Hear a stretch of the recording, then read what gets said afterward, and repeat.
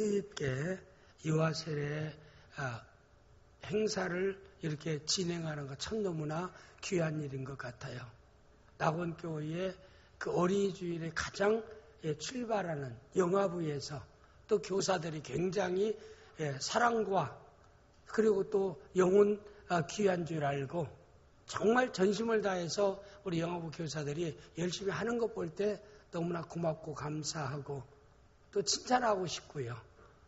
그리고 오늘 이렇게 믿음 안에서 잘 세워 키워서 이렇게 대신 신앙 고백해서 하나님과 성도들 앞에서 유아세례 의식을 통해서 신앙 고백하고 또 사랑하는 자녀를 말씀과 기도로 키우겠다는 그리고 신앙이 본이 되겠다는 이런 서약도 이렇게 하게 되고 전 성도가 또 이렇게 축하해주고 또 하나님의 기적의 역사를 우리가 현장에서 볼 수 있게 되었다는 걸 생각할 때 제가 예식행하면서 이렇게 감격한 것은 이번이 처음인 줄 압니다. 그렇지 않아도 지금 진도 그 세월호 사건 때문에 전 백성들이 우울하고 저도 항상 생각 안 하려고 해도 자꾸 생각나요. 아쉬운 마음이 참 많습니다. 참 지금도 아쉬워요. 그건 인재다. 아무리 생각해봐도. 참 돌이켜보면 그걸 참 생각합니다. 생각할 때 법규대로 법만 황금만능주의에 빠져서 배 구조만 하지 않았다면 균형 잡아가지고 넘어지지 아니할 게 아닌가. 근데 그거 무시해가면서 법규를 무시해가면서 돈을 더 벌겠다라고 위에 막 올려가지고 배가 균형을 잃을 수밖에 없는 평생도 갔다가 계속 그런 조짐이 많이 있었다고 하는데 그런 거 법개조만 그 배 개조만 안 했다면 그런 일이 일어나지 아니할 수 있는 그건 인화다. 그런 거 볼 때 한국이라고 하는 이 나라가 참 경제적으로 2만 불 중진국이 들어서는데 기본 질서는 후진국이에요. 너무나 이건 대통령의 잘못도 아니고 특별히 누구의 특정인의 잘못이 아니라 전 국민 내 잘못도 있다고 생각됩니다. 이건 기본이 안 돼 있어요. 너무나 안타까워요. 경제력이나 모든 문화력 같은 데서는 세계에서 그래도 중진국 이상인데 기본 질서를 기본이 지켜지지 않는 나라라는 게 너무나 가슴 아프고 부끄러운 일입니다. 어디에서도요. 그 다음에 참 생각할 때 그러면 그런 배라 할지라도 출발할 때 화물들을 규정대로 쇠사슬로 딱 묶어가지고 흔들려도 쏠리지 않게만 했다라고 해도 규정대로만 지켰다라고 해도 화물이 움직여서 그렇게 넘어지지 않을 수 있지 않을 건가. 그것도 생각하기가 또 아쉬운 거예요. 그것도 또 참 인재라고 생각되어지고 세 번째는 선장과 선원들이 우리가 멋있게 타이타닉 호라는 거 보았지요. 그들이 침몰되어 갈 때 선장과 선원이 다 거기 탄 손님들을 밖에 다 내보냅니다. 그래서 모든 사람이 구명조끼도 있고요. 영하의 날씨인데도 다 바다로 뛰어드는 거예요. 그래서 그 죽은 사람들이 배 안에서 갇혀 죽은 사람이 질식사한 사람이 하나도 없어요. 구조원들이 늦게 와가지고 여기 저체온으로 해서 영하의 그 바다에 뛰어들었기 때문에 있고 구명조끼를 입고 저체온 가운데서 그들이 죽어갔습니다. 타이타닉호에는. 그러나 선장은 마지막까지 다 침몰되는 배에서요. 마지막까지 선원들은 또 자기 위치에서 다 악기 연주하는 사람은 그들을 위해서 쭉 연주해주면서 모든 사람들이 다 이렇게 밖에 하고 마지막 선원과 선장은 제일 마지막에 배에서 나오는 그 아름다운 그 기본 질서, 그건 기본입니다. 그런데 참 너무나 부끄러운 것은 선장이 가장 이리로 팬티바람으로, 그건 선장이 지금 팬티바람으로 있을 때가 아니에요. 근데 팬티바람으로 나오는 게 영상으로 뛸 때마다요, 제가 차마 그냥 보지를 못해요. 너무나 부끄러웠어요. 세계인들이 저걸 볼 때마다 한국을 어느 수준에 보겠는가 너무나 안타까운 거예요. 그리고 앞서 모두 구명중에 의해서 안내방송은 구명조끼를 입고 배에서 움직이지 말고 앉아있으라. 계속 안내방송을 하면서 지놈들은 다 뛰어나와서 구조함 그 구명을 위해서 다 이렇게 나가고 있고. 야, 기본 그들이 마지막까지 좀 더 그들이 탈출할 수 있도록만 했다라고 하면은 아무래도 안타까운 일이 적게 일어나지 아니할 건가라고 생각하기 너무나 안타깝고요. 또 해경들이 헬기로 동네에서 나와서 마이크로 메가폰으로 뭐 빨리 탈출하기 바랍니다 해도 그 헬리콥터가 도는데요. 어떻게 그 소리가 안으로 들어가겠습니까? 헬리콥터 몇 대가 와가지고 밧줄 타고 내려가서 밧줄 타고 내려가서 막 계속 밑에 내리면서 내려가서 직접 사람들에게 선도해가지고 메가폰 띄워가지고 밑에 선 내려가지고 타고 올라올 수 있도록 한다면 1시간이에요. 얼마든지 더 많은 아이들을 건져낼 수 있는데 해경들의 기본적으로 그 참 응급조치나 그 우왕좌왕하지 않고 체계적으로 기본만 되어 있다라면은 이런 거 생각하니까요.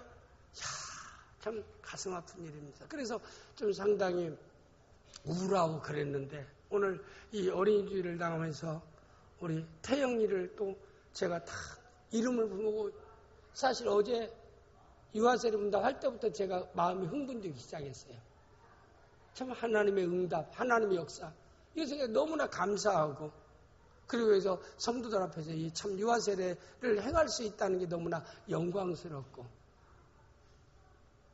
오늘 너무나 기쁘고 좋은 날이기도 합니다. 해서 오늘 전 어린이주의를 당해서 오늘의 에베소 6장 4절 말씀을 통해서 올바로 자녀를 양육하자.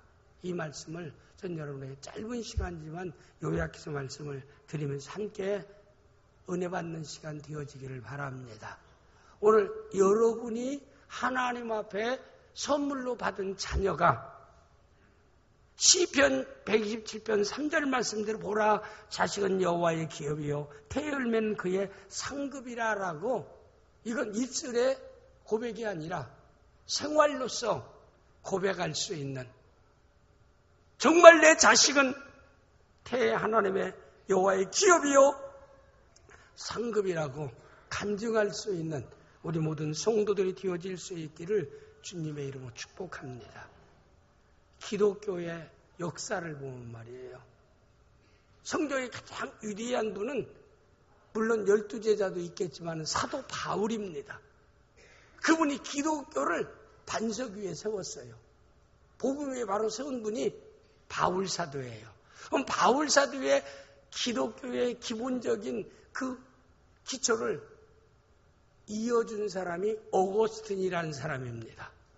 어거스틴이라는 중세의 올바른 개혁주의 복음적인 신학자를 통해서 또 성경적인 올바른 기독교의 터전을 또 이어간 사람이 존 칼빈입니다.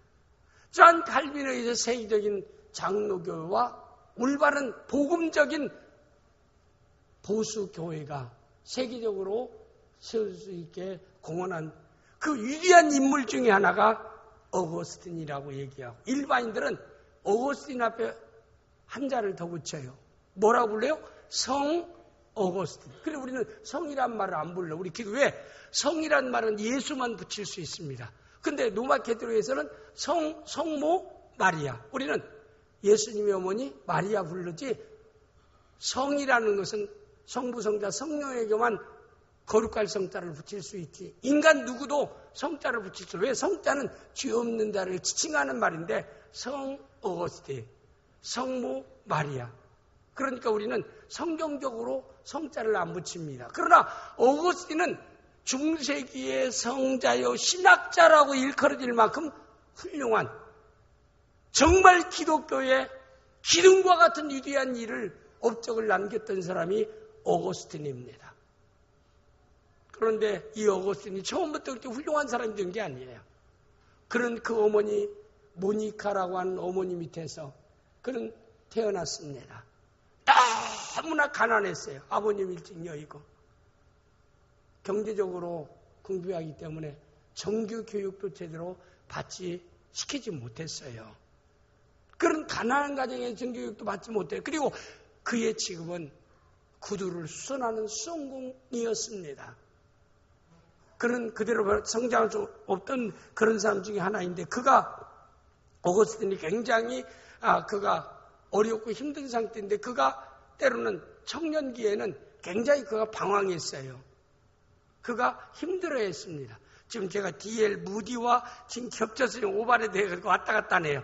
D.L. 무디가 구두 수송궁이었고 그도 어머니의 신앙 안에서 성장했고 오거스틴은 구두 수송궁은 아니었습니다. 이게 영상 띄면 오목사 저거 엉터리 같이 얘기한다. 지금 막 시간이 없다 보니까 이 얘기했다. 지금 1900년도에 미국의 복음전도자 D.L. 무디를 여기 써놓고 앞에 어거스틴을 써놓고 하다 보니까 지금 왔다 갔다 해요. 제가 얘기해 어거스틴은 그런 구두 수송궁은 아닌데 가난한 집에 태어난 건 사실이에요. 그러다 보니까 얘가 청년기에 완전히 불량패에 빠집니다. 근데 그 어머니 신앙, 이 모니카는 너무나 신앙이 좋아요. 그게 가장 가슴 아픈 일인데 왜 내 자녀가 불량배가 되는 거 그 믿음의 가정에서 그런 자녀가 나온다는 건 이건 가슴 아픈 일입니다. 내가 하나님께 은혜를 입고 복을 받는 것도 귀하지만 분신과 같은 자녀가 하나님께 은혜 받고 복을 받는 것은 더 귀한 일입니다. 이보다 더 큰 부모의 최고의 기쁨은 뭘까요? 내가 잘 되는 게 아니에요. 자녀가 잘 되는 겁니다. 누가 칭찬할 때도 나를 칭찬해도 기분 좋은데 더블로 기분 좋은 일은 뭐예요? 자녀를 자랑할 때.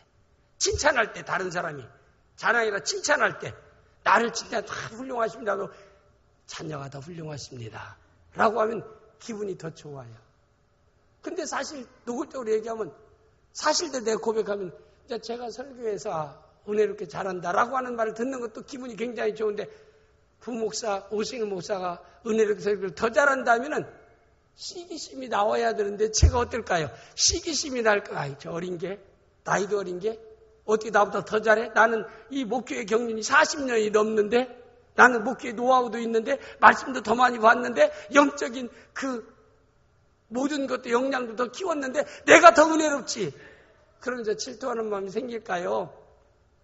기분이 더 좋을까요? 전자의 후자일 것 같아요. 대답들을 하네. 뭐 쳐다보고 있다는 거예요? 그러니까 마찬가지예요. 저만 예를 들어 너도 마찬가지예요. 참 훌륭하신데요. 자녀가 더 훌륭합니다. 그런 거예요. 참 탁월하신데요. 자녀가 더 탁월합니다. 그러면은 기분이 좋을까요? 나쁠까요? 여러분 자녀들이 칭찬받으면 기분이 좋아요? 안 좋아요? 아니 좋다고 얘기해야 내가 빨리 설교를 계속 이어갈 게 아니에요. 그렇게 저는 크게 꾸며서 설교하지 않아요. 그냥 그대로 우리 감정과 말씀을 그대로 전달하는 겁니다. 그런 거예요. 그런데 모니카의 마음은 어떻겠어요? 다른 집 자녀들은 그래도 기분을 지켜가면서 믿음 안에서 살아가고 있는데 그렇게 기도 열심히 하고 그렇게 신앙생활하고 그렇게 헌신하고 그렇게 충성하고 그렇게 봉사하는데 자기 아들이 술에 취해 있고 항상 싸움박질이나 하고 항상 문제만 일으키고 그것도 1년, 10년 동안 방황하는 길을 어거스틴이 걸어가고 있습니다. 그러니 그 어머니 모니카의 마음은 아버지가 있는 것도 아니고 아버지 역할까지 대신해야 되는 어머니 모니카의 마음이 어떻겠느냐 이 말입니다.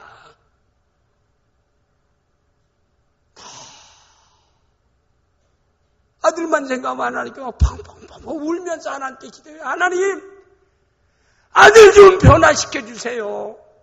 하나님 바꿔주세요. 하나님 눈물 흘리면서 하나님께 기도하고 아들에게 취하지 아니할 때, 술 취하지 아니할 때 이런 때는 만나는 붙잡고 야 어거스틴아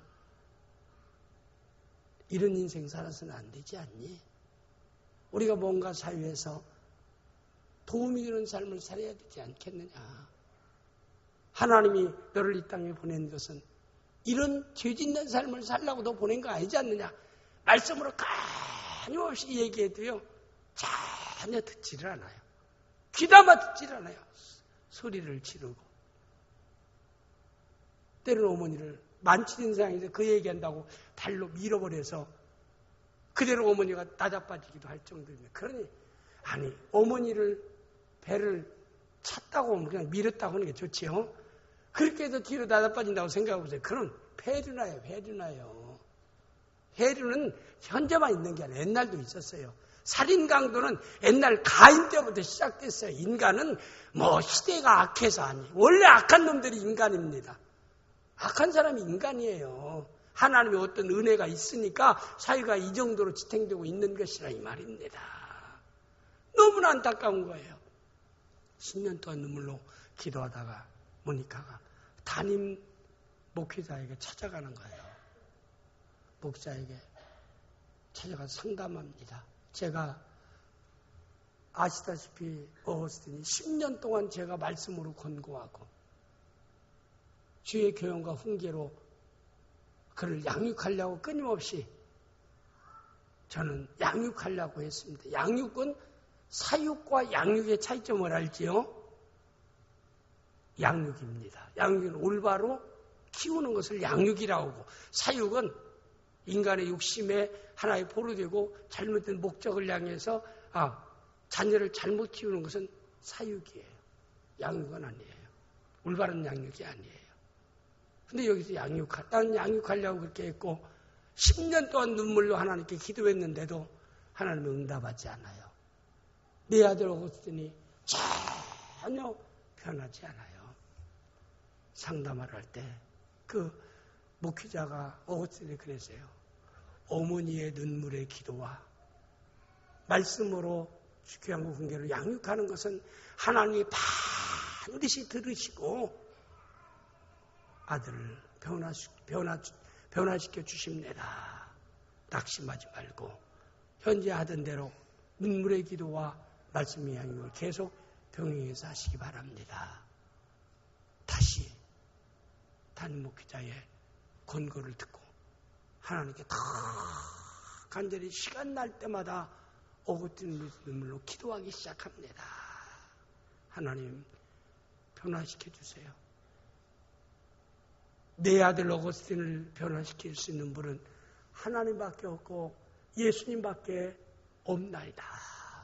하나님 변화시켜 주세요. 예수님 변화시켜 주세요. 창자가 끊어질 맞고 하나님께 간절히 부르짖습니다. 마치 하갈이 목말라 죽어가는 이스마엘을 뉘어놓고 한 발자에 가서 하나님께 통곡하고 부르짖는 그런 기도를 모니카가 하는 거예요. 하나님 앞에 창자가 끊어질 만한 간절한 기도를 하나님께 하는 겁니다. 하나님이 변화시키셨어요. 응답하셨습니다. 그래서 어거스틴이 회개하기 시작합니다. 사람이 완전히 180도로 변화돼요. 그래서 우리가 책에 보면 우리 여기 이동도서관에 돼 있어요. 어거스틴의 참회록이라는 게 있어요. 한 권쯤 이 두꺼운 책 한 권이 어거스틴이 하나님 앞에서 잘못된 삶을 살았던 것을 하나하나 그 잘못을 나이라면서 회개하는 내용을 책으로 고백해서 나온 것이 어거스틴의 참회록입니다. 그래서 그리스도인은 어거스틴의 참회록은 한 번은 누구나 읽어야 된다. 읽은 사람 한번 손 들어보세요. 읽은 사람, 예. 몇 사람 없네. 참, 이거, 우리 나군교회 너무나 독서에 대해서 저는 무리한이네, 문화인이 아니네.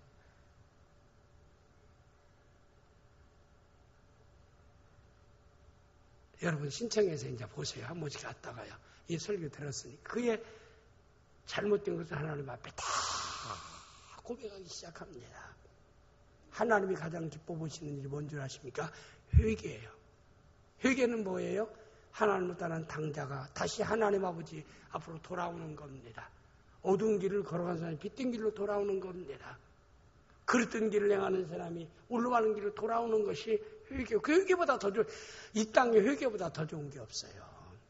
그래서 세례요한 첫 메시지가 여자가 낳은 중에 가장 위대한 자가 세례요한이라고 예수님 말씀했는데 세례요한이 첫 메시지가 뭐예요? 회개하라. 이 땅에 메시아로 오신 예수 그리스도의 첫 메시지가 회개하라 했어요. 근데 오늘날 한국교회 강단에서요, 회개를 외치지 않고 있어요. 언제부터인가? 저는 어렸을 때요, 강단에서 목사들이 자꾸 회개하라! 회개하라! 외치고 그랬어요. 왜? 그래서 많은 사람이 눈물 콧물 흘리면서 회개하고 변화된 삶을 살았어요. 그래서 한국교회가 놀랍게 성장했고, 교회 성장과 함께 한국의 경제와 문화와 사회 모든 것이 어느 정도는 성장했어요. 그런데 요사이 한국교회 강단에서는 회개하라는 메시지가 이제는 희미해지고, 왜? 설교를 항상 준비해서 할 때 성도들의 구미에 맞게, 취미에 맞게 이렇게 메시지를 준비해서 전달하니까. 왜? 많은 현대인들이 그래요, 목사님. 회개 설교를 하면 그래요. 목사님, 세상 살기가요, 녹록지 않아요. 사업하기, 그거 누워서 똥 먹는 것 같지 않다고요. 굉장히 힘들다고요. 너무나 힘들다고요.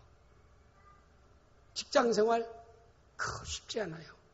위에 사람 눈치 올라, 밑에 사람 치고 올라오는 거, 끊임없는 자기의 동료 가운데서의 승진을 위해서 막 경쟁하는데요. 정신적으로 받는 거, 육체적으로 대처하는 게 쉬운 일이 아니에요. 가만히 보니 세상에 사는 사람이 쉬운 일이 하나도 없어요. 제가 우리 어제 아들, 둘째 아들 이런 얘기는 할 필요 없는데, 실제적으로 둘째 아들이 이제 쿠팡이나 티몬, 11원가 지마트에서 유아용품 개발해서 그거 쿠팡에 올려서 그런 유아 사업을 합니다. 그런데 이제 둘째 아들은 건의했는데 둘째 며느리가 왔어요. 뭐라고 했냐면, 참 세상에 기가 막힌 일이 있어요. 왜냐하니까 아들이 개발해서 디자인해서 그 다음에 쿠팡이나 모든 티몬이나 11가 지마트에 이제 선전에 나왔는데, 이게 계속해서 나오면 완전히 매진, 나오면 매진 하니까 물품을 만들지를 못해요. 그렇게 매진이 잘 돼요. 그러니까 다른 업체 하나에서요, 똑같은 제품으로 똑같이 만들어 놓고 자꾸 구피를 높이 돌리는 걸 1cm 차이밖에 없어요. 똑같은 모양으로 똑같은 구조 똑같이 만들어냈어요. 포노피오라고 하는 그 마크만 둘째 아들은 달았는데 그것만 없다는 게 똑같고, 또 쿠팡이 선전하는 거, 여러분 쿠팡에 가서 출산 유아품 딱 들어가면 그게 나와요. 여러분 지금 뜨고 있어요. 지금 확인은 마시고 끝나고 확인하면 나와요. 근데 딱 선전 나오는데 그게 1,800개 정도가 이달에 나가. 1,800개 정도가 뭐 얼마 수익 있는 건 여러분 얘기하지 않습니다. 1,800개. 그러면 하나에 보통 한 2만 원 떨어져요. 그러면 이제 계산 나오지요. 한 1,800개가 나가서, 그럼 뭐 하나님 놀라면 축복이 지금 불황인데도. 그런데 이렇게 잘 나가니까 똑같은 가방, 남이 만든 거 사다가 똑같이 디자인해서 똑같이 구조해서 똑같이 자꾸 만든 그것만 1cm 차이만 이렇게 나게 하고, 포노피오라고 하는 간판 메이커만 없이 똑같이 만들어가지고 외국 연예인을, 외국에 이렇게 나오는 사람이 이렇게 광고 나오는 모델을, 외국 모델을 썼어요. 아들은 외국 모델 교수에 썼는데 똑같은 외국 모델을 써서 장소만 바꾼 거예요. 이쪽은 우리 아들은 남자하고 여자 나서 둘이 이렇게 쓰고, 어린아이 또 쓰고 하는데, 그쪽은 방향만 바꿨어요. 이쪽은 여자, 이쪽은 남자. 그대로 광고 시스템도요, 똑같이. 내용도 세상에 어떻게 그런 일이 있을 수 있어요. 내가 아무리 생각해도, 그건 며느리가 그래요. 참 세상에 그럴 수, 이거 개발해서 선전해서 어느 정도까지 이렇게 노하우에서 이렇게 인기 있게 끌어올릴 때까지는 엄청난 투자를 하고 엄청난 수고를 했는데, 하루아침에 쿠팡이 똑같은 게 딱 떴어요. 가격도 1,000원 싸게 떴어요. 내 자식이라고 얘기하는 게 아니라, 이게 한국의 상권의 윤리 도덕에 대한, 이건 참 기본이 안 돼 있는 거잖아요. 그러면 똑같은 걸 만들었어도, 외국인을 써도 똑같이 그 자세를 남자 여자만 바꾸고 똑같은 걸로 하지 말라 이 말입니다. 착각해서. 그런데 보니까 3일 동안 판매가 보니까 4개 판매됐더라고요. 거기는 이쪽은 1,800개가 나왔는데 이쪽은 4개예요. 그건 비교가 되는 게 문제가 아니라 상업적으로 그래서는 우리가 한국 사람이 중국 가서 사업을 못하는 이유 중에 하나가 뭐냐면은 유명하면 그 이튿날 세계 내외가 막 똑같이 생겨나면서 10,000원 받는 음식이면 3,000원, 5,000원으로 다운시켜버려. 그러니까 한국 사람들은 중국 가서 사업을 다 망하고 계속 투자하다가 설비 투자만 해놓고요. 건지지도 못하고 망하는 사람이 한두 사람이 아니에요. 근데 이 떼국농 같이 말이에요. 어때 그놈이 한국과 차이나는 사람들의 잘못된 정신을 받아들이는데 그건 아니지 않느냐 이 말입니다. 똑같은 집을 만들었어도 똑같은 모양으로 똑같은 형태로 똑같이 선전은 안 해야 되지 않느냐 이 말입니다. 사람이 만들 수 있어요. 특허를 해서 하는 사업은 아니니까. 그래도 그거 하나를 위해서 엄청난 투자를 하고 엄청난 준비를 했는데 그럴 수 있게. 그래서 막 그러길래 다 주님의 은혜가 필요한 거고 주님이 도와야 되니까 그런 거 신경 쓰지 말고 더 열심히 신앙생활 잘하고 더 열심히 기도해서 하나님의 도움을 기다리라. 얘기하고도 마음이 참 세상 넉넉지 않다. 제가 얘기하는 그 얘기, 아들, 유아서 잘한다. 그거 여러분이 손절하려고 하니, 저 목사님도 아빠인가 보다. 팔풍이 가운데 들어간다. 그렇게 머리 도는 사람 같으면 그 소통이 안 되는 사람이야. 그러니까 일어나세요, 그런 사람은. 내가 할 말 없다고 해서 자식 자랑하겠어요? 아니에요. 하나님의 은혜입니다. 하나님의 도움입니다. 모든 게. 제가 얘기하는 것은 세상 사는 게 그렇게 넉넉지 않다. 세상 살기가 힘들다 이 말입니다. 누구나 마찬가지. 어떤 사람이고 세상이 쉬운 사람이 하나도 없어요. 올라가는가 하면 내리막길이 있고 꼭대기가 있는가 하면 골짜기가 있고 이게 인생입니다. 이게 고속도로하고 달리다 보면 또 힘든 이런 올라가는 길이 이 인생 누구나 마찬가지. 어떤 사람이나 마찬가지입니다. 그런 사람들이 교회 와서 다 예배 드리는데 힘들고 어려웠다가 6일 동안 열심히 생존 위해서 싸우다가 주일날 다 왔는데 목사님이 오자마자 회개하시오, 바로 사시오 막 그러면은 그냥 복을 받으세요, 건강하세요, 형통하세요, 승리하세요 그런 것만 하면 기분이 막 올라가는데 이건 오자마자 회개하라고 하니까 목사님 설교 패턴 좀 바꿀 수 없어요? 또 교회 와서 목사님 그렇게 회개하면서 회개하라고 스트레스를 또 줘야 됩니까? 설교 패턴 좀 바꾸세요 목사님. 장로들이 와서 목사님. 근데 우리 장로님들은 백장인 장로님이나 이용문 장로님 그런 얘기 한 번도 한 적이 없어요. 나는 너무나 감사해요. 또 장로님에게 저를 부족한데도 존경해주고 참 따라 어떤 사람은 우리 안수님 생각 아이고 목사님들 바른 말도 못하고 저건 짓지 못하는 개야. 그게 아니에요. 저분들이 부족해서 알지 못해서가 아니에요. 하나님을 대신해서 나고교회 담임 목사로 사자로 세워줬기 때문에 성경에 어긋나는 일이 아니면은 따르리라. 저는 당위를 해도요, 참 너무나 미안한 것이 당위를 열어서 그래요. 목사님, 장로님들, 우리 당위하는데 이 일을 위해서 어떻게 하면 좋겠습니까? 하면은 좀 말씀 좀 의견을 얘기하세요. 그러면은 목사님 그 일에 대한 목사님의 보고는 어떤 것입니까? 듣고 싶습니다. 왜? 우리는 이 사람들 보면 우리는 학원에서 사업자 열심히 일하다 보니까 그 생각이 못해. 목사님 그 일을 하려고 할 때는 어떤 뜻이 있을 게 아닙니까? 먼저 의견을 듣고 싶습니다. 그러면 장로님 좀 얘기하세요. 목사님 먼저 얘기하세요. 그러면 내가 이렇게 하면 좋다고 생각됩니다 하면은 백장로님보다 본인들이 있으니까 하는 말이에요. 두 분이 한 분이 목사님의 의견대로 하기로 동의합니다. 목사님의 동의한 그 장로의 말에 제청합니다. 다른 의의나 다른 얘기 없습니까? 없습니다. 가묻겠습니다.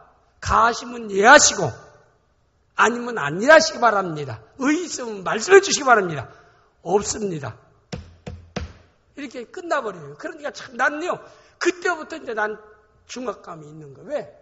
내가 내놓아서 내가 얘기해서 내가 그 일을 진행하다 보니까 다른 장로님이 얘기했다면 장로님이 그렇게 결정했으니까 그걸 어림당해도 책임이 장로님에게 안 가는 거야. 말한 사람에게 책임가 돼. 그러니까 제가요 더 힘들기도 해요. 때로는 참 고맙기도 하고 참 부족한 점도 있고 어떻게 사람이 하나님처럼 완전하지는 못하잖아요. 아무리 계획대로 진행 안 될 때도 많지 않아요. 인생 사람들 어떻게 계획대로 착착착 하나님이 아닌데 되겠습니까? 그래도 부족한 점을 채워주려고 저는 참 제가 하나님께 감사한 건 이 만남의 복인데 참 좋으신 장로님들을 만나게 하신 것에 대해서 나는 하나님께 감사합니다. 우리 안수 집사님도 혹 그런 사람은 없지만은 그런 마음 가지고 오늘 회개해야 돼요. 하나님이 하시니까. 이분들이 내가 성경에 어긋나는 얘기를 하는데도 따릅니다. 그럴 분들은 아니에요. 그런 지각을 가지고 있는 분입니다. 우리가 분명히 알아야 됩니다. 저는 목회자들이 그런 얘기를 듣다 보니까 부담이 되는 거예요. 회개하라는 말을 전하려고 생각하다도 부담이 돼요. 그러니까 하나님의 복 받기를 바랍니다. 승리하기를 바랍니다. 형통하기를 바랍니다. 이런 걸 중에서 설교하다 보니 사람들은 아멘 아멘하고 얼마나 좋아요. 그러나 속에는 지금 병들어서 썩어가고 있습니다. 죽게 돼요. 그럼 뭘 해야 돼요? 수술을 해야 돼요. 수술이 뭐예요? 회개입니다. 회개 없는 하나님의 역사 없어요. 그러니까 입은 무성한데 신앙의 연주의 입, 장로, 권사, 집사라고 하는 그 회장이라고 하는 그 파란 무화과 잎사귀. 그럼 거기에 뭐가 있어야 돼요? 열매가 맺혀야 되는데 입만 무성한 무화과 나무가 되고 말더라. 이런 성도가요, 한국교회에 수두룩해요. 목회자 가운데 수두룩하고, 장로 가운데 수두룩하고, 권사 가운데 수두룩하고, 집사 가운데 수두룩하고, 차라리 평신도들이 순수하고 나요. 저는 볼 때. 낙원교회 장로, 권사, 안수집사 그렇다는 얘기는 아니에요. 그렇게 아마 이해할 줄 압니다. 낙원교회는 다 좋은 사람들만 있지만은 참 좋은 분들이에요. 정말 저는 우리 권사님들하고 한 달에 한 번씩 권사에 모일 때마다 그래요. 다른 낙원교회 권사님과 함께 이렇게 신앙생활할 수 있다는 게 저는 행복한 목사입니다. 항상 그런 얘기예요. 김박동은 그런 얘기 하죠. 해요, 안 해요? 예, 했다고 했죠. 난 정말 그래. 중심으로 해요. 저는요, 목사랑에서 거룩거룩 할까요? 그냥 걸어가고 싶으면 걸어가고, 먹고 싶으면 먹고요. 그러지. 뭘 그렇게 얘기해요. 중심이 중요한 거지. 유형도 중요하지만 실제 행동이 중요한 거지 않아요? 믿음 인도라고 고상한 채 하면서 믿음 있는 바리새인처럼 겉은 깨끗한데 속은 썩어지게 문들어가는 송장이 가득한 냄새나는 사람의 삶을 살아서는 안 되지 않느냐 이 말입니다. 그런데 사람이 볼 때요, 참 연기 잘하는 사람은 겁나요. 속을 감추고 있는 사람은 겁나요. 그냥 속 있는 걸 꼭 누구처럼 탁탁 이렇게 얼굴로 드러내면 기분이 좋아요. 그냥 이 사람 정직하다 해서. 근데 그런 사람은 손해를 좀 봐. 자꾸 남에게 속을 보이니까 연기를 해서 속 안 보여. 싫어도 너 좋다. 이렇게 얼굴로 웃으면서 이 새끼 기회만 바라다 너 죽인다. 그런 들이 사이에 얼마나 많은데. 근데 뱀같이 째고 이렇게 숨겨라. 그렇긴 해야 돼요. 그런 분별은 해야 되는데 참 저 같은 사람은요, 그냥 마음을 그냥 다 보여요. 그러니까 손해볼 때가 굉장히 많아요. 상당히 읽고 들으니까. 그래도 항상 하나님께서 내 편 되어주시고 예수님이 내 편 되어주시면은 니네들이 아무리 읽어도 나와 하나님이 함께하고 주님이 함께하면은 좋은 결과는 나에게 온다는 확신과 믿음을 가지고 사는 줄을 믿습니다. 그래서 그런 사실 눈물의 기도를 통해서 어거스틴이 회개하고 돌아왔어요.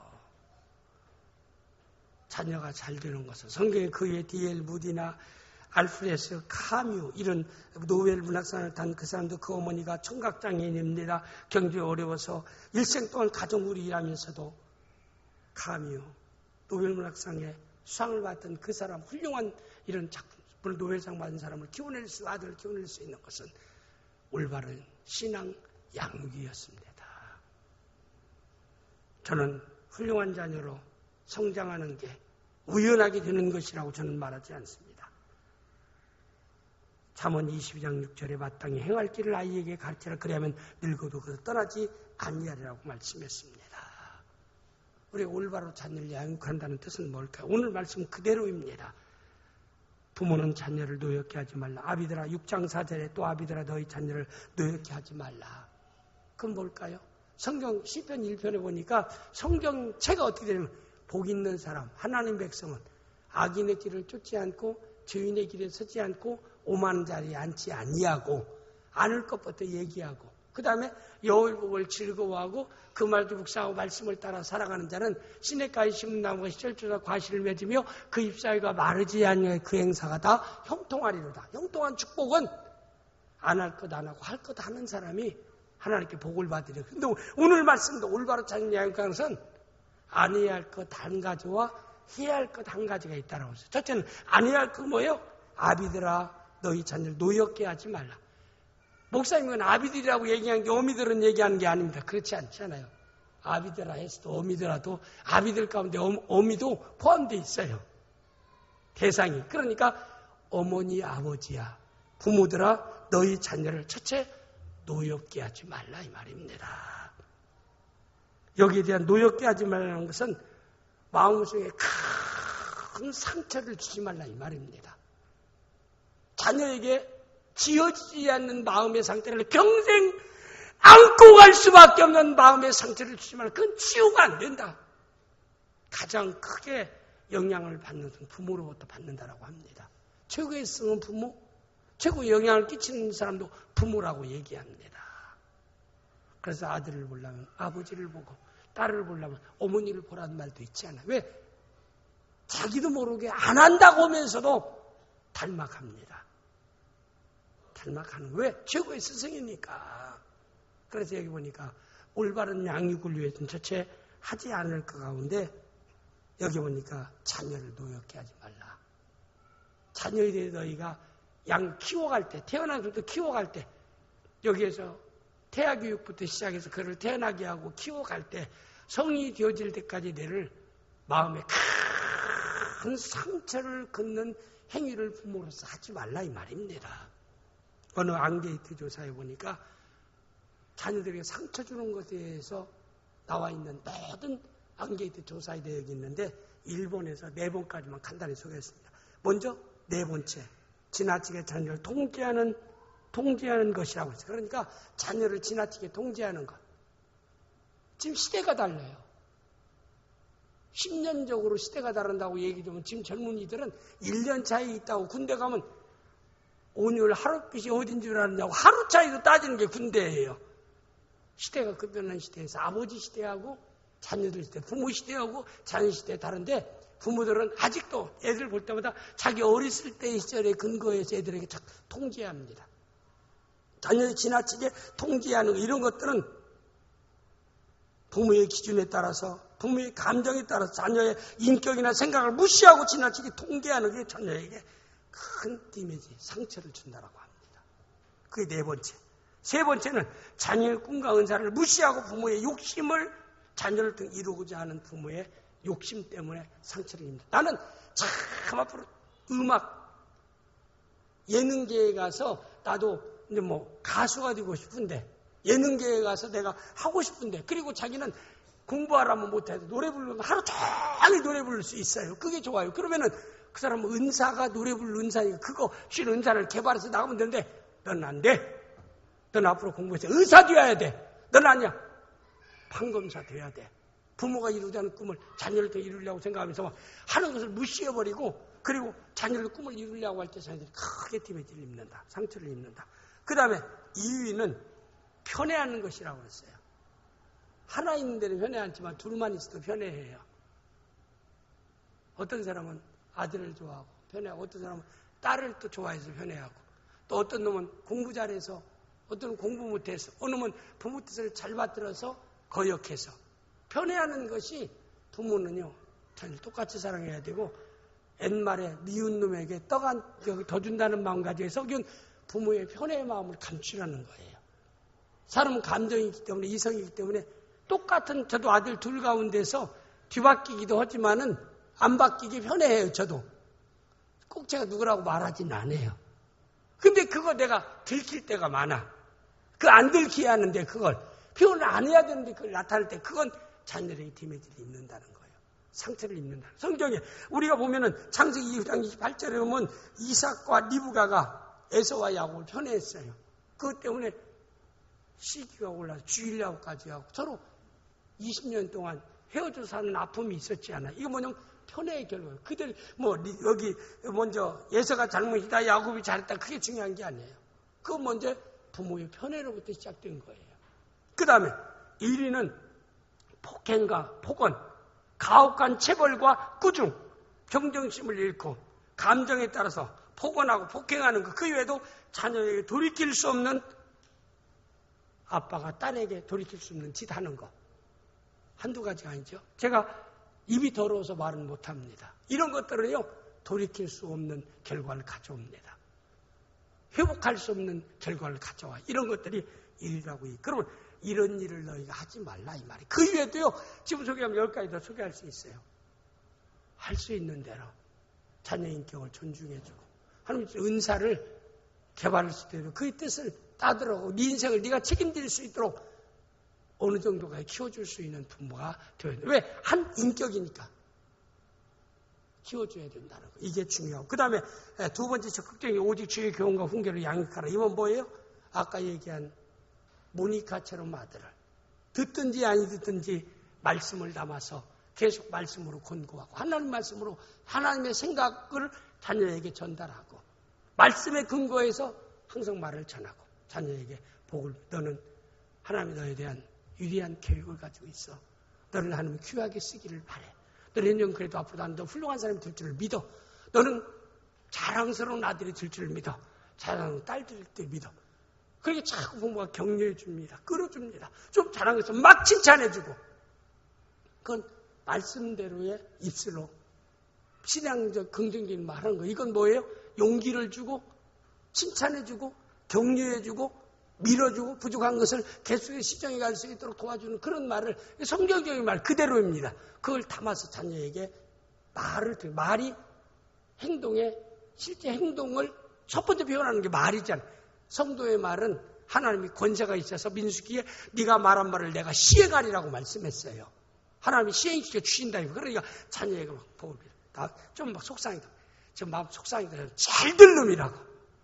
저건 앞으로 참 성공할 놈이라고.